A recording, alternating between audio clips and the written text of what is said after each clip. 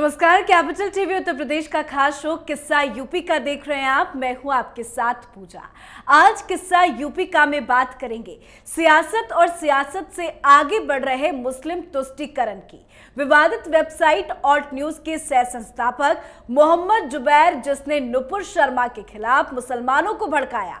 जुमे की नमाज के बाद अनेक मस्जिदों में मोहम्मद जुबैर के ट्वीट के पर्चे बांटे गए, जिन्हें पढ़कर वो भड़क गए और कई जगह पर आगजनी की घटनाएं हुई। उत्तर प्रदेश सरकार के वकीलों ने जस्टिस चंद्रचूड़ के सामने मोहम्मद जुबैर के काले चिट्ठों का पिटारा खोलकर रख दिया था, पर इसके बावजूद उन्होंने मोहम्मद जुबैर को क्लीन चिट दे दी। जी हां, ये गजब का किस्सा है। यूपी पुलिस की सभी एफआईआर में मोहम्मद जुबैर को अंतरिम जमानत पर रिहा करने का आदेश दिया गया। इसके अलावा सभी एफआईआर को दिल्ली में एक साथ क्लब करने का भी आदेश दिया गया। साथ ही सुप्रीम कोर्ट का एक और गजब का आदेश ये आया कि भविष्य की एफआईआर पर भी यही जमानत काम करेगी। तो मोहम्मद जुबैर पर इतनी मेहरबानी क्यों की है माय लॉर्ड ने, आज इसी पर चर्चा करेंगे। चर्चा के लिए हमारे साथ स्टूडियो में मौजूद हैं कैपिटल टीवी के सीनियर एडिटर राजीव जी। राजीव जी, बहुत बहुत स्वागत है। धन्यवाद। सुप्रीम कोर्ट का ये कैसा आदेश है? नुपुर शर्मा के खिलाफ सुप्रीम कोर्ट का एक अलग रवैया देखने को मिला, और जुबैर पर इतनी मेहरबानी क्यों? देखिए, सुप्रीम कोर्ट ने जो इस बीच दो मामलों में अलग अलग टिप्पणियां की, फैसले किए, उसमें कुछ सवाल उठते हैं। और ये सवाल इस ओर इशारा करते हैं कि क्या सुप्रीम कोर्ट में अब सियासत की तरह तुष्टीकरण की नीति अपनाई जा रही है?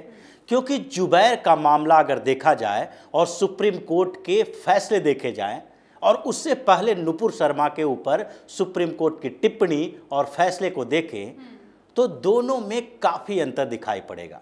जुबैर का मामला सुप्रीम कोर्ट में आया, इसमें पहले भी अंतरिम जमानत दी गई थी, लेकिन उसमें रिस्ट्रिक्शन लगाए गए थे। अंतरिम जमानत सिर्फ एक मामले के लिए दी गई थी, जिसके बाद दूसरे तीसरे यानी कि 6 मामले उत्तर प्रदेश के अलग अलग जगहों पर जुबैर के खिलाफ दर्ज किए गए।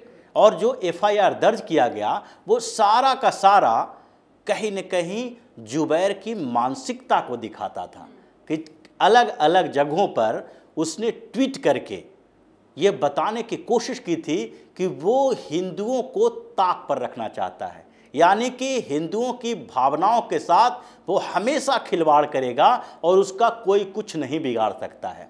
जब ये मामला सामने आया और अलग अलग एफआईआर दर्ज किए गए, तो उसका इन्वेस्टिगेशन भी अलग अलग होना था।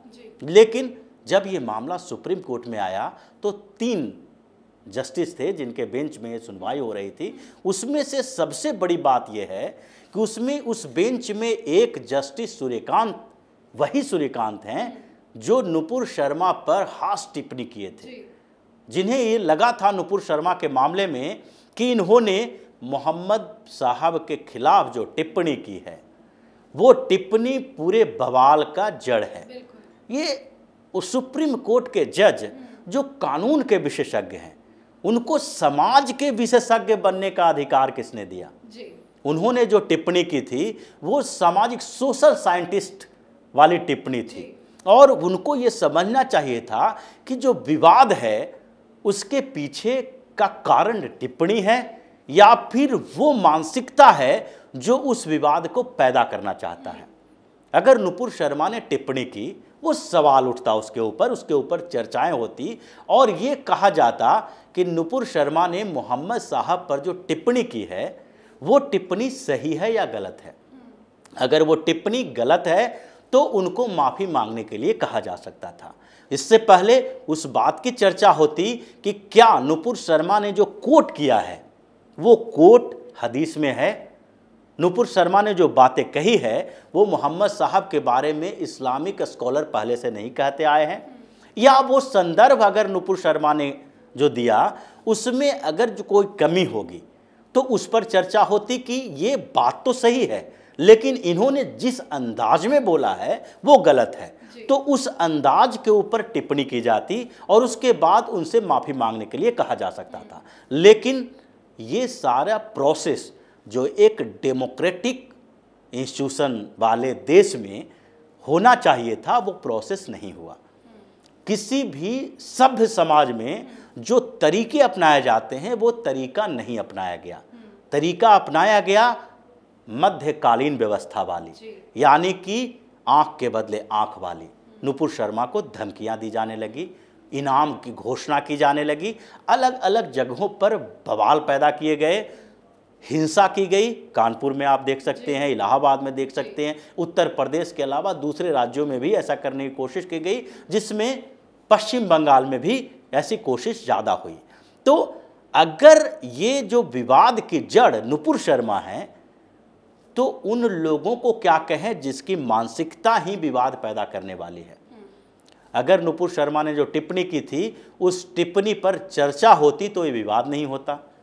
तो जो विवाद पैदा किया गया वो उसके पीछे का कारण उन लोगों की मानसिकता है जो अभी भी मध्यकालीन व्यवस्था चाहते हैं, जो आधुनिक व्यवस्था में अपने आप को एडजस्ट नहीं कर पा रहे हैं, जो इस्लामिक कानून पूरे दुनिया में लागू करना चाहते हैं, जो चाहते हैं कि दुनिया शरिया कानून के तरह चले। भारतीय संविधान को वो नहीं मानते हैं। लेकिन जस्टिस सूर्यकांत को क्या लगा कि विवाद की जड़ जो है वो नुपुर शर्मा है, यानी कि अगर हमने किसी के सामने कुछ बोला और उसकी मानसिकता ऐसी है कि मेरे बोलने के बाद वो कोई कंप्लेन करने के बदले पिस्टल निकाल के गोली मार दे, तो मेरी टिप्पणी का दोष है या उसकी मानसिकता का दोष है। यहां पर भी यही हुआ कि जस्टिस सूर्यकांत खुद को एक बड़े सोशल साइंटिस्ट बताने लगे और ये ऐसी टिप्पणी की कि ये सारी समस्याएं हैं जो आप ही ने पैदा किया है, अब इसकी सजा आपको भुगतनी पड़ेगी। डायरेक्टली उन्होंने रद्द कर दिया वो मामला, वो बता दिया कि नहीं, आपके मामले की सुनवाई नहीं हो सकती। अलग अलग जो 9 एफआईआर दर्ज किए हैं उसकी सुनवाई एक जगह नहीं हो सकती। माफी मांगने के लिए भी, माफी मांगने के लिए जब बोली तो बोली आप माफी मांगने के लायक काम नहीं किए हो। आपकी मानसिकता भी वैसी ही होनी चाहिए कि माफी मांगने की बात जब वो कर रही हैं तो माफी मांगने के लिए कोर्ट का प्रोसीड्यूर जो है, जो कानूनी तरीका है, उसी पर टिप्पणी करो, उसी के तरीके अपनाओ। लेकिन उन्होंने अजीबोगरीब तरीके से व्यवहार किया, क्योंकि नुपुर शर्मा हिंदू थी और इस देश में जो बहुसंख्यक हिंदू हैं उनके पास ऐसा माना जाता है न तो उनकी धार्मिक भावनाएं हैं, और भावनाएं हैं तो इतनी मजबूत है हिमालय के चट्टानों की तरह कि उसको किसी भी तरह से कहीं भी कोई भी नुकसान नहीं पहुंचा सकता है, उनकी भावनाएं आहत हो नहीं सकती है, ऐसा मान लिया गया है। दूसरी बात यह है कि सब लोगों ने मान लिया है कि अगर हिंदू है तो इसको दबाओगे भी तो कोई आवाज़ नहीं उठेगी, इसीलिए ऐसी स्थिति उत्पन्न हुई। दूसरी तरफ अगर जुबैर के मामले में देखें, जुबैर के खिलाफ 6 एफआईआर दर्ज किए गए। अब उत्तर प्रदेश की एसआईटी बनाई गई कि इनके मामलों की जांच की जाएगी। अब वहाँ पर जब सुनवाई हो रही थी तो उसमें जस्टिस सूर्यकांत भी थे। अगर उनके मन में, अगर उनको ऐसा लगता है कि अलग अलग एफआईआर जो दर्ज किया जाता है उस एफआईआर में एक साथ नहीं किया जाना चाहिए, जैसा नुपुर शर्मा के मामले में इन्होंने किया, तो यहाँ पर भी किसी भी सुप्रीम कोर्ट के बेंच में अलग अलग राय रखने का अधिकार होता है। 3 जजों की बेंच थी, जस्टिस चंद्रचूड़ थे, जस्टिस बोपन्ना थे और जस्टिस सूर्यकांत थे। अगर जस्टिस चंद्रचूड़ और बोपन्ना ये दोनों अपनी राय रखते हैं और बताते हैं कि सारे एफआईआर एक जगह किए जाएंगे, आगे ये ट्वीट करेंगे, ट्वीट पर भी रोक नहीं होगी, इनको जमानत दे दी जाए, जल्द से जल्द रिहा किया जाए, सरकार की व्यवस्था पर सवाल उठाएंगे, तो आप तो ये टिप्पणी कर सकते थे, क्योंकि आप कुछ समय पहले ही नुपुर शर्मा के मामले में टिप्पणी किए थे। आपके जहन में ये बात ताजी होनी चाहिए और आप एक अलग टिप्पणी करते, उसमें अपनी अलग राय रखते कि नहीं, जुबैर के मामले को एक जगह नहीं किया जाना चाहिए। लेकिन इन लोगों ने क्या किया कि सारे के सारे एफआईआर को दिल्ली में शिफ्ट कर दिया, इनकी सुविधा के अनुसार, कि अब दिल्ली पुलिस जांच करेगी, दिल्ली की एसआईटी जांच करेगी।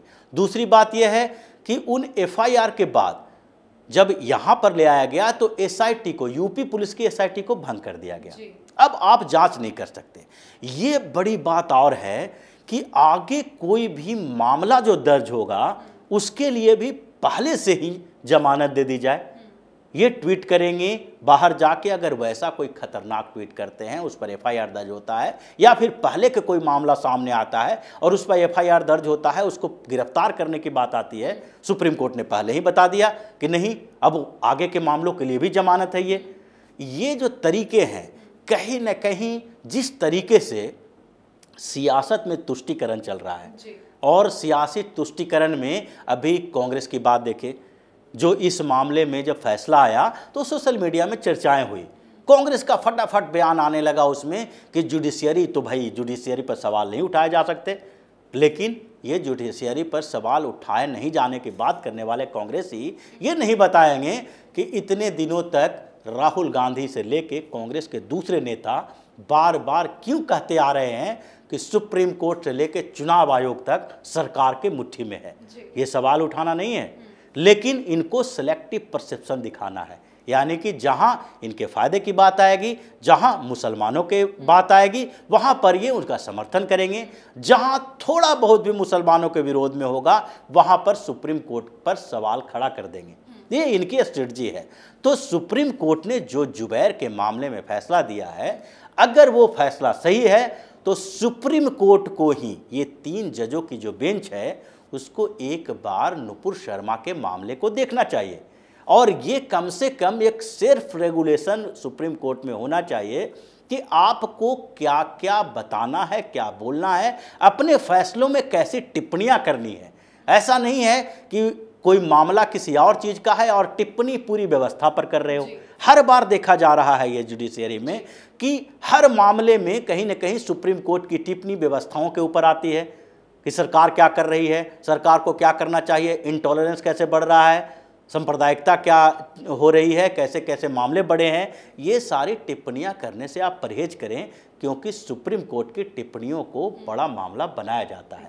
तो जुबैर के मामले में जो सुप्रीम कोर्ट का फैसला आया वो सवालों के घेरे में इसलिए है क्योंकि नुपुर शर्मा के खिलाफ इनका फैसला गलत तरीके से दिखाई पड़ा था।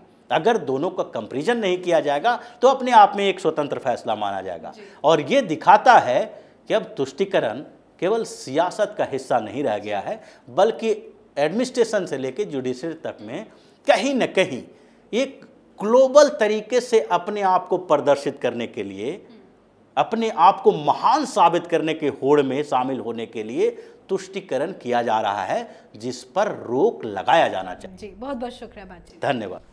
तो जो लोगों को भड़काने के लिए पैसे लेकर जहरीले ट्वीट करता था, उसे सुप्रीम कोर्ट ने बेल दे दी। नुपुर शर्मा को लेकर सुप्रीम कोर्ट का रवैया अलग, पर जुबैर को लेकर सुप्रीम कोर्ट की इतनी हमदर्दी क्यों? नुपुर शर्मा मौत के साए में जी रही है और उसका समर्थन करने वालों पर 2 लोगों का सर काटा भी जा चुका है, लेकिन सुप्रीम कोर्ट के जजों ने इन घटनाओं के लिए मोहम्मद जुबैर को जिम्मेदार ठहराने की बजाय नुपुर शर्मा को जिम्मेदार ठहरा दिया। कोर्ट के इस दोहरे रवैये पर आपकी क्या कुछ राय है, कमेंट करके जरूर बताएं।